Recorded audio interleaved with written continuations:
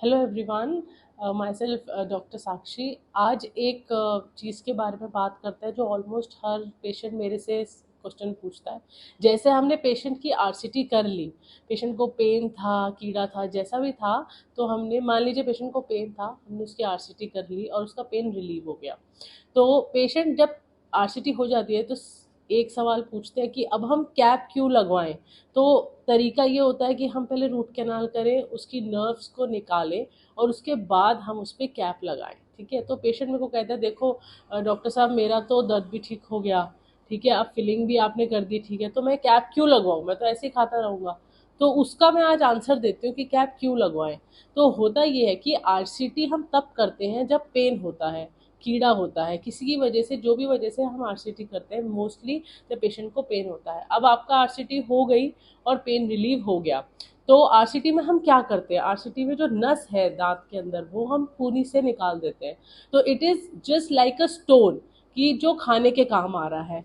अब हमारे occlusal forces माने जो हम खाना खाते हैं उसमें जो फोर्सेस लगते हैं जब दांत से दांत मिलते हैं, जो बेसिकली हमारे खाने को एकदम क्रश करता है, वो इतने ज़्यादा होते हैं कि वो उस टूथ पे इफेक्ट करेंगे, क्योंकि वो नेचुरल टूथ तो है नहीं, नस तो है नहीं, ठीक है, उसमें तो वो एक बिल्कुल स्टोन की तरह है। अब मान लीजिए कि एक स्टोन है, एक पत्थर है, और उस पर आप बार बार मारते जा रहे हैं, मारते जा रहे हैं, तो वो ब्रिटल हो जाता है, वो टूट जाएगा। ठीक है, तो ये ना टूटे इसलिए हम कैप लगाते हैं, क्योंकि आरसीटी ट्रीटेड टूथ फ्रैक्चर होंगे ही होंगे। वो आज होंगे, वो 15 साल बाद होंगे, वो 1 साल बाद होंगे, वो 6 महीने बाद होंगे।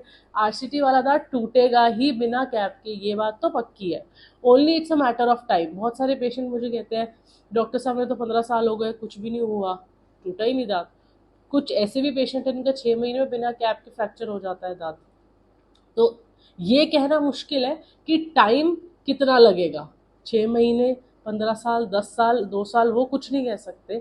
लेकिन इसका साइंटिफिक लॉजिक ये है कि कैप क्यों लगानी चाहिए। दांत ब्रिटल हो जाता है आरसीटी के बाद, दांत फ्रैक्चर होने की 99.9% प्रोबेबिलिटी है कि दांत टूटेगा ही टूटेगा, इसलिए कैप लगती है। ठीक है, ऐसा नहीं है कि कैप के बाद नहीं टूट सकता, ये गारंटी आपको कोई भी नहीं देगा। ठीक है, फिर भी कोशिश 90% यही रहती है कि कैप के साथ वो ना टूटे। फिर भी टूट गया, फिर एक्सट्रैक्शन ही करेंगे या फिर से कैप करेंगे अगर हो सकती है तो। अगर मान लीजिए फ्रैक्चर हो गया तो उसके बाद एक्सट्रैक्शन ही होगा, फॉलोड बाय इम्प्लांट। अब इम्प्लांट आपको पता है कितना महंगा है, मतलब 20-25,000 30,000 का इम्प्लांट होता है, वर्सेस हमारी जो कैप होती है बेसिक मेटल की भी 1500 है।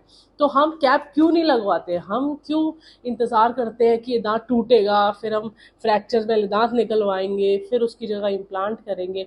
अगर सिंपली हम आरसीटी के बाद एक कैप ही लगा ले, मेटल वाली ही लगवा लीजिए, वो दूसरी मत लगवाइए बेशक, ठीक है, दांत के रंग की वो मर्जी आपकी, एस्थेटिक तो लुक्स तो आपके उसमें है, कैप तो 15,000 की भी होती है। ठीक है, अगर वो लगा लेंगे एटलीस्ट आपका दांत बचा रहेगा। तो ये लॉजिक है कि हम कहते हैं पेशेंट को कैप लगाइए।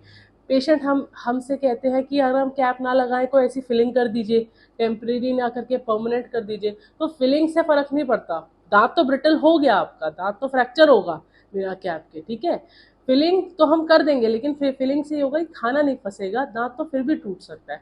तो ये पूरा एक लॉजिक है। बाकी आपको कुछ भी पूछना है आप कमेंट सेक्शन पे मैसेज कर सकते हैं। Thank you.